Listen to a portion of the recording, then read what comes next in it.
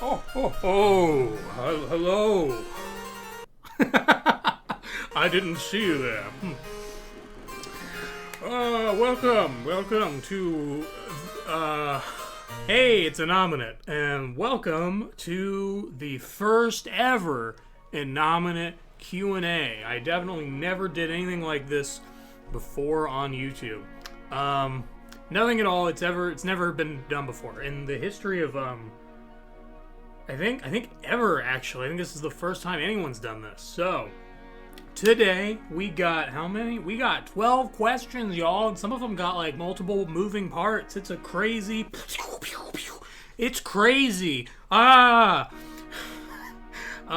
we got 12 questions from various sources, all sorts of different avenues of people who know me, so the questions vary. A lot of Kitacho, though. We're just gonna be taking them on. I'm gonna read the person who asked it. There are a couple cases where the person asked to remain anonymous, and then I'll ask their question. Some of them are serious, some of them are personal, are any of them personal? Sort of. Some of them are just shitposty. It's great. It's a great time. So let's just jump into it, guys. So the very first question, Anonymous asks, how do you pronounce innominate? So I just said it. So okay, here's the thing. Innominate, if you look it up on Google, it says innominate. But since I decided to be a giant asshole, and I was like, what should my username be? How about one of the top 10 like least used words of all time? How about that? And so that's what I went with. So if you look it up on Google, it says innominate. However, some people say innominate. I don't know if that's correct. I say innominate. People don't say innominate, and I go, oh, you got it wrong. But that's how I say it, which is what the question was. If you look it up, that's how it'll be said. Maybe you could say innominate. Some people do, but it's not. I say innominate, and that's pretty much the end of it. There isn't really any bigger story.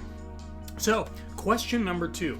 The big motherfucking P-Man, that is what it says, asks, what was/is your biggest inspiration for starting YouTube?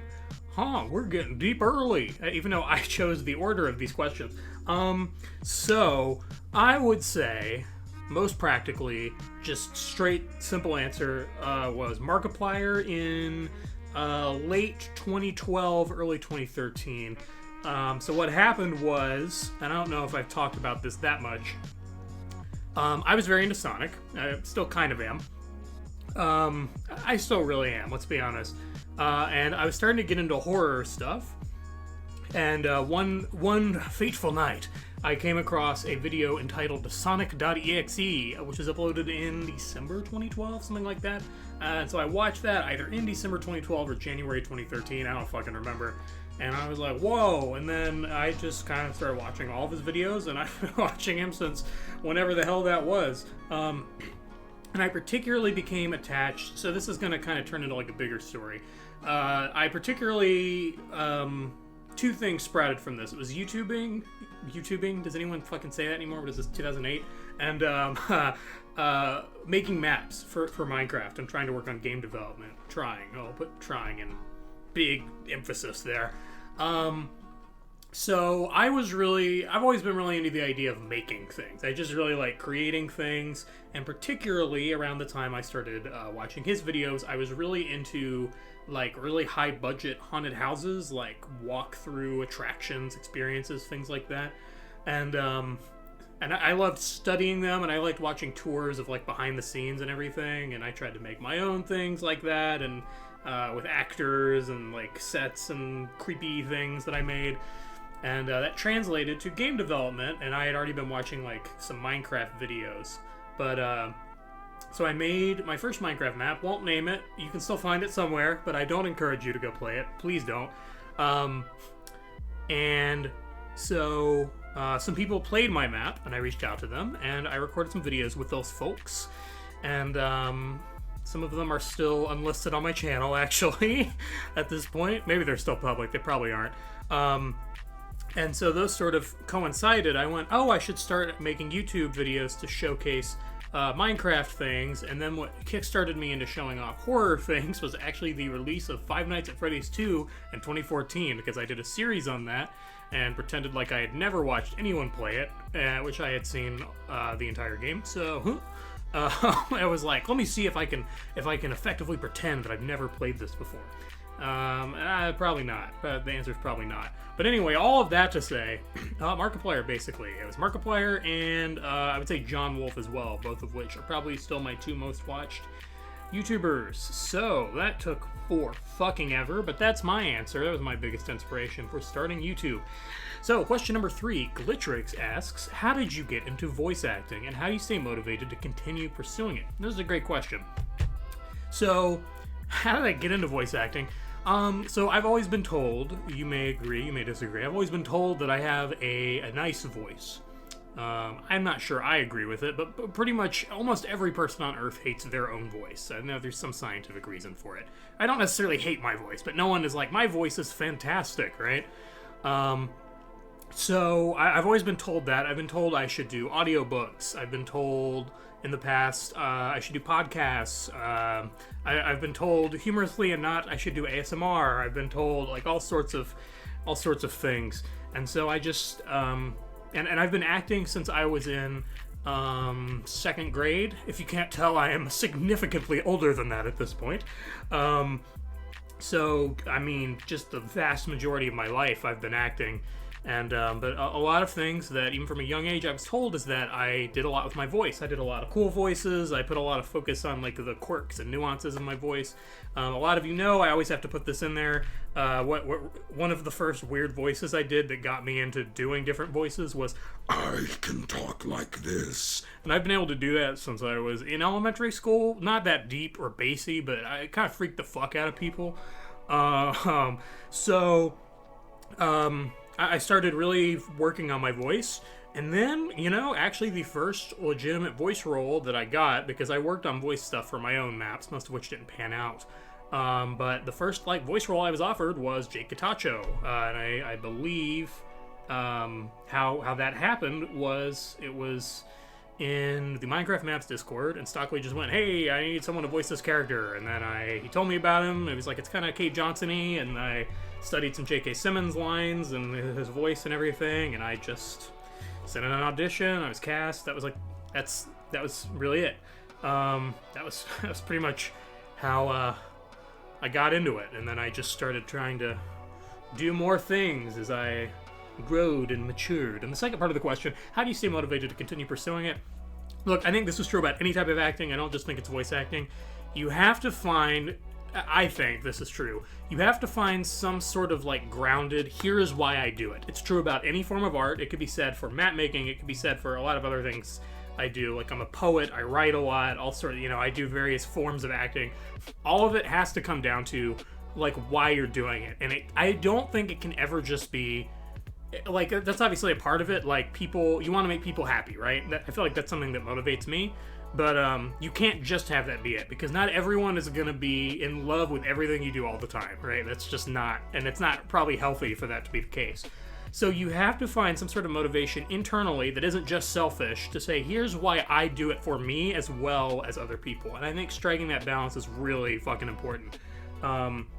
You don't necessarily have to have some philosophical reasoning, but it does help for me a lot to have like, here's my emotional reasoning, here's my philosophical reasoning, here's my logical reasoning, and then keeping that balance. It's this kind of a juggling act sometimes, because acting can take a toll on your person, your emotions, just by nature of the job. But I think that's really helpful to me, is having some sort of balance. I don't know, that was kind of a convoluted way of answering it, but that I think is true. So, the next question is asked by Ember Surge, and it is, any tips for someone getting into voice acting? I started to go into it in the previous question. You just gotta go. You gotta do it. You gotta put yourself out there. This is coming from someone who is awful at putting themselves out there, but you gotta do it. You gotta say, here's me, here's what I've been in. You gotta stick up for yourself, but at the same time, don't be pushy. You're sometimes not gonna land roles you want. You're gonna get disappointed. You gotta be ready for it. But I think it is more important, more often than not, to get that disappointment and just kind of like go for it, than it is to just avoid doing it whatsoever. That's my biggest one.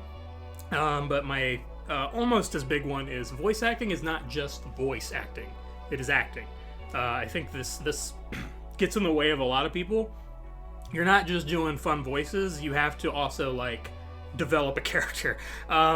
It's great, like, oh, I can talk like this now, and I'm doing a crazy voice, and, you know, like, it's fucking fun to do, but, I think to really get into it and to really feel like you're doing something important or meaning or whatever, I think it is really helpful to really think about your physicality, to think about your facial expressions, things like that if you were on stage or on film, you would have to be thinking about.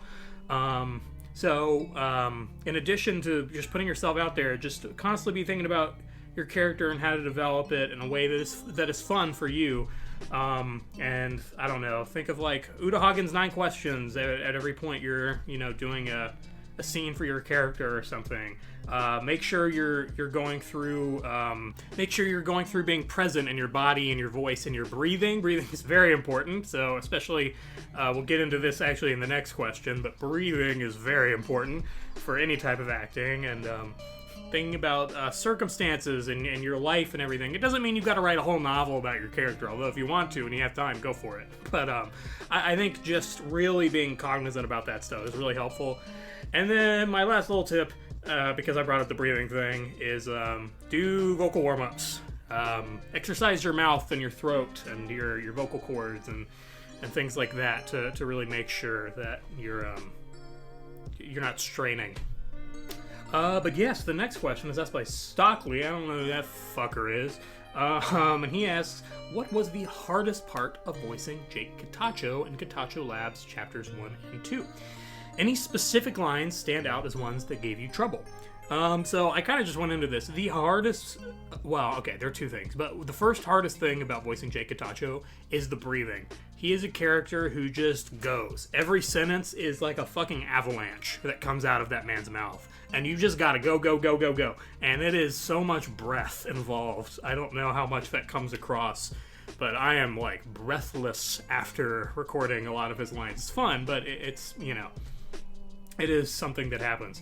But really the hardest thing aside from that is sounding older. I mean, I'm an adult, but I'm not like a middle-aged man, right? So it's difficult, oftentimes, to sound that old, and keeping it going, I have to sort of get in character to fully do the voice, but to sort of like walk you through it, it's sort of, you have to start initially by lowering your voice just kind of like this. And it naturally comes up kind of it's sort of like in your nasal passage. It's not exactly coming out through it. It's not nasally, right? But there is some action going on back there. And you kind of have to drop it down to like the very base of, I can't describe it other than it drops down into your chest. That's sort of what's going on whenever I'm doing this sort of voice. And then you have to add that sort of swagger, and you're sort of, you know, and then, but like holding that consistently for a lot of sentences is difficult. I enjoy it, but it is difficult. Any specific line stand as ones that gave you trouble? I don't know that there are any specific lines, but really just any really long line. And a lot of times they're long, and it's my fault because I added a bunch of shit that wasn't there originally. But I would just say any really long line, because keeping up the breathing is difficult. So, all right, the next question is asked by Paper Problems, and they ask, will we ever see physical person models in Kitacho Labs?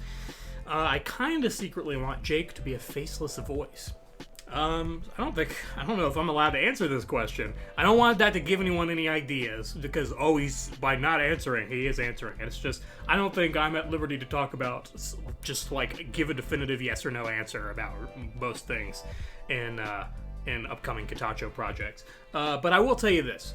Kitacho 3, our upcoming map, hopefully releasing this summer, you are going to learn so much more about Jake Kitacho. That's what I can tell you. It's just, you're going to learn so much more about this guy.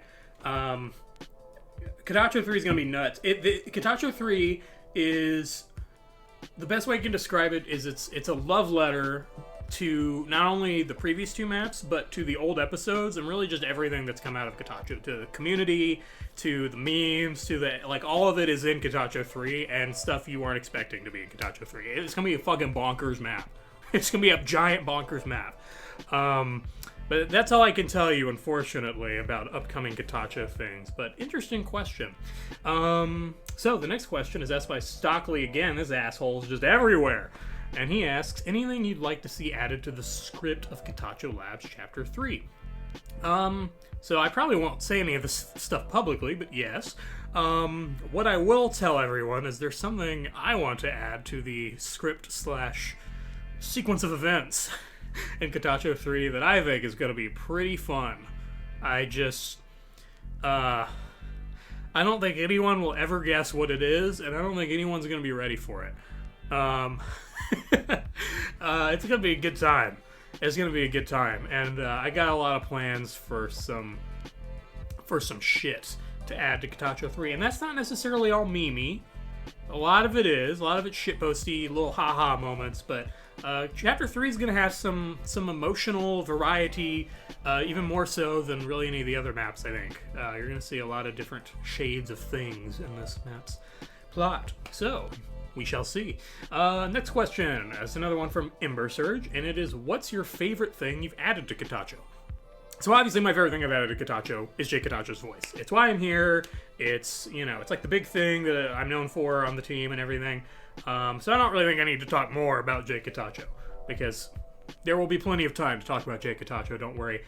Just something I really love doing every time that I think most people know I do, but not everyone knows that I do, is I do aesthetics, and I do like environment design and set pieces and things like that.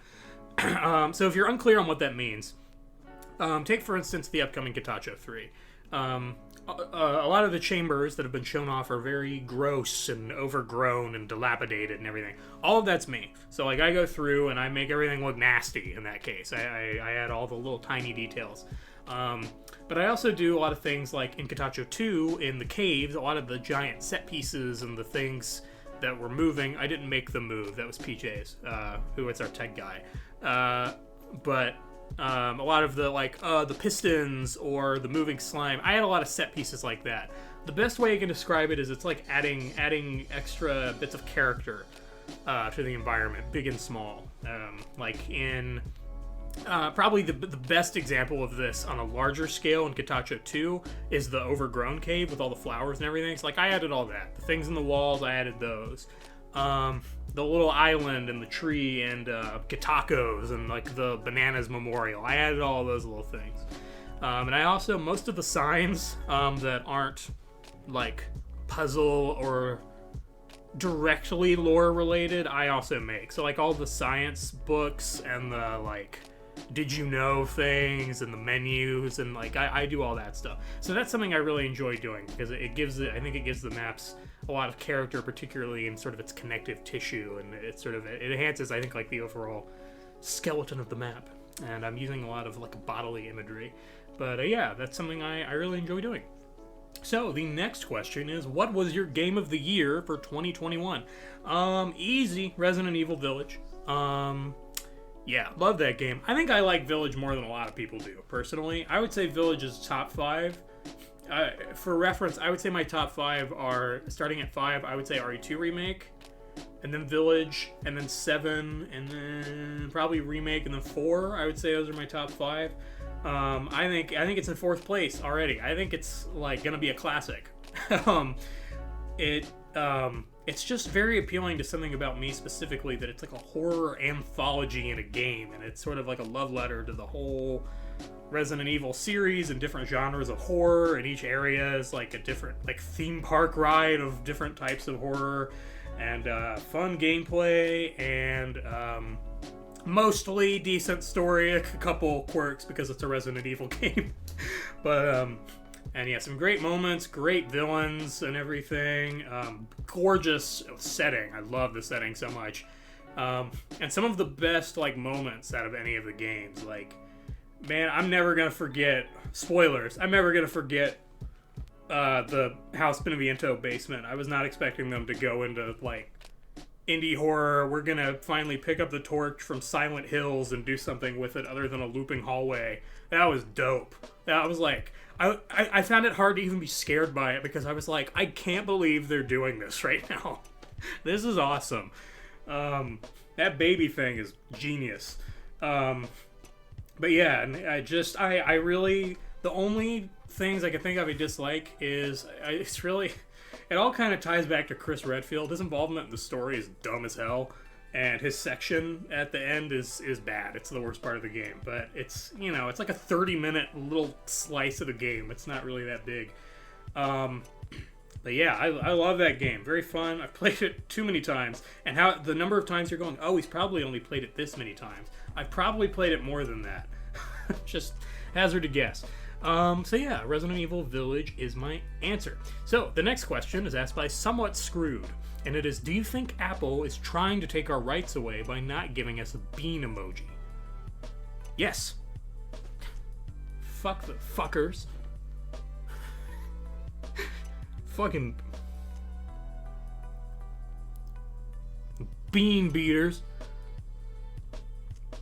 But yes, and some answers, yes. So the next question is asked by Izzy W, and they ask, I have recently been told that everyone has one ridiculous conspiracy theory that they will defend to the death, unironically, in the same vein as Avril Lavigne was replaced by a lookalike, mine is Kurt Cobain was murdered.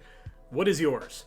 So, that's maybe a bit of a hole in this idea, because I don't know if I have any that I would defend to the death.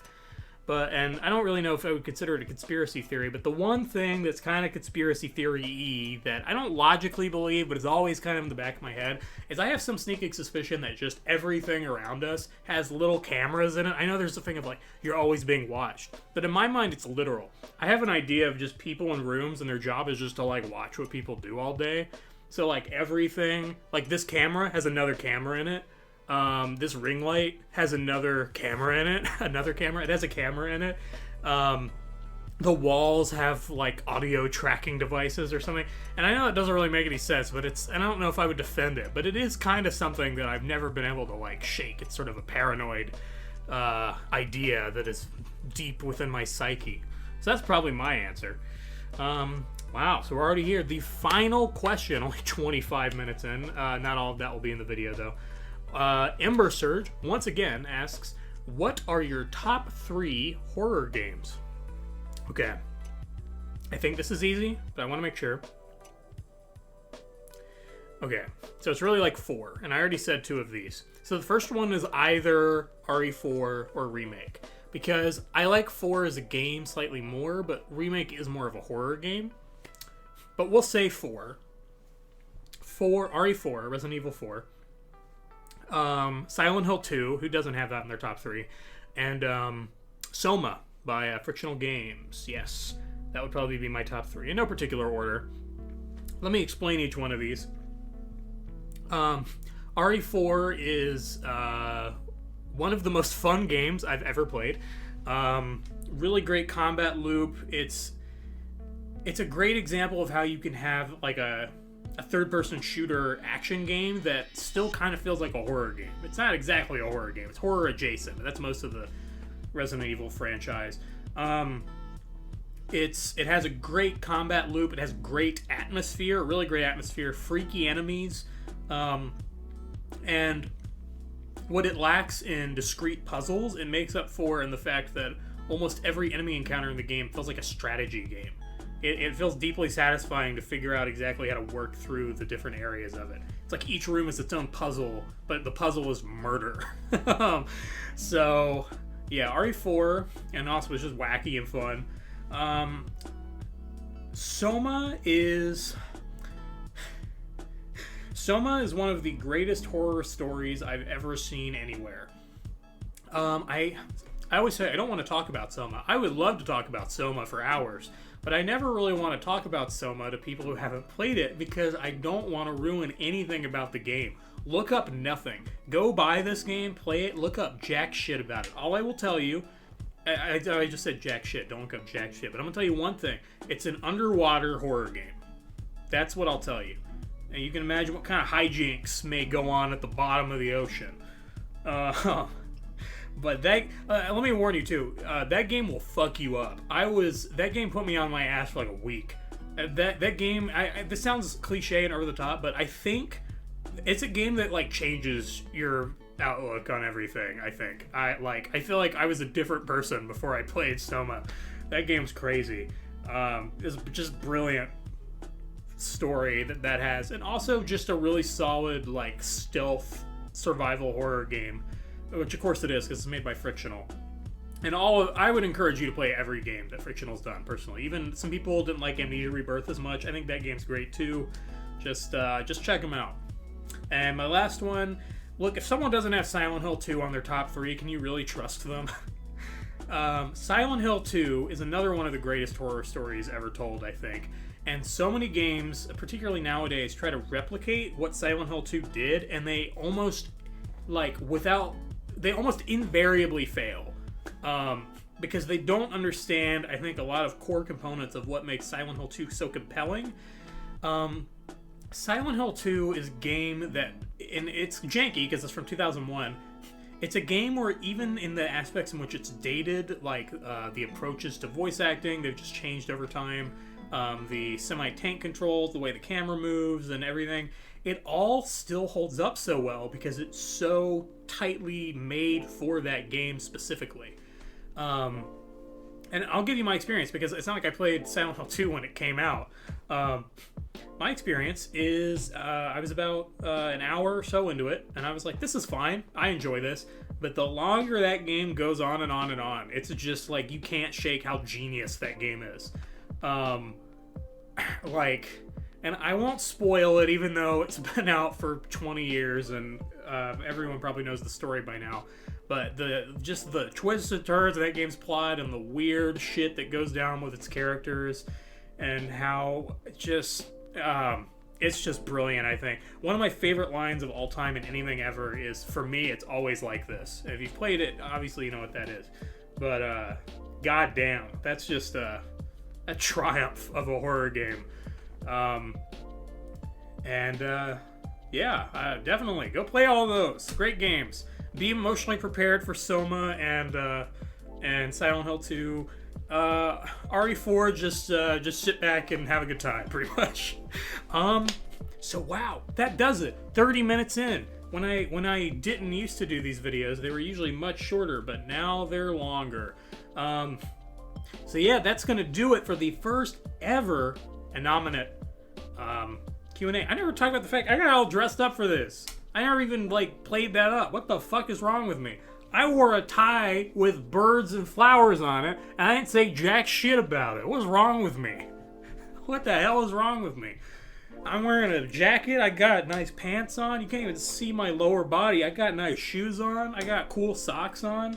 I'm wearing a magenta shirt. Wait, no. This is fuchsia. Fuchsia shirt. God damn. I'm a mess, y'all. That's the question of the day. Why am I like this? But yes, that is going to do it for this video. So, yeah, thank you all so much for watching. We should do this again sometime. Sorry I haven't been uploading recently. It's been a minute. I've been busy with college and, we're still in a fucking pandemic and everything's just hell, pretty much. More content coming soon, maybe? I'm thinking, because I took so long to upload more SRB2, I'm thinking of maybe just making a giant video with a bunch of SRB2 moments, and then I only got a few more of those to pump out. Maybe some new types of content on the channel. Who knows? But yeah, thank you all so much for watching. I hope you have a great new year, by the way. And yeah, we should do this again sometime.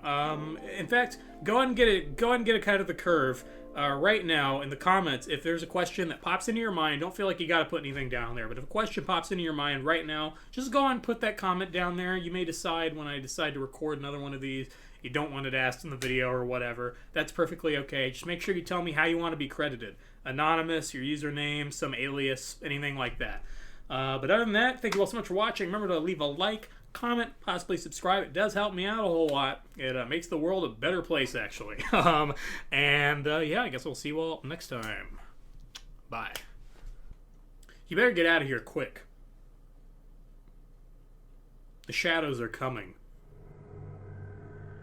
They're coming for you. There's nothing you can do about it. Except run. Run as fast and far as you can. They will find you. you can at least lay it. And you can buy our new bird tie for $48.95. Call right now. Call this number right now. Or else I'll fucking kill you. That work? Is that... Can we keep this? Are we still rolling? Hello? Please help. Bye. We're in hell.